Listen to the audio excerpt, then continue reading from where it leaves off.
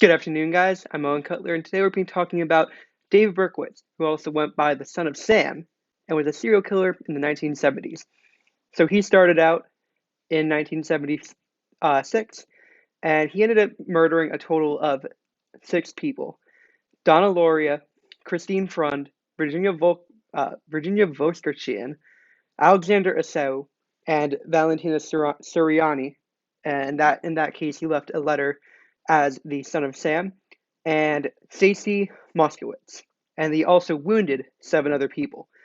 In general, he targeted young women with long dark hair. And when the newspapers started reporting about him, there were actually a lot of people who went and changed their hairstyles so that they wouldn't be targeted. There was a lot of hysteria going on when he was murdering people.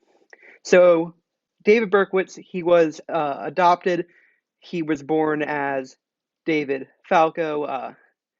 His adoptive family, the father was more reluctant about adopting him. So when his adoptive mother died, and he went and found his birth mother, and found out about how his birth father forced his birth mother to give him away. He kind of went like through a crisis in his life, and that was the primary crisis that led to his serial killing. So he actually believed that he was uh, fulfilling the wishes of a demon that was inhabiting the dog of his neighbor. So his neighbor was a guy named Sam Carr. That's where Son of Sam comes from.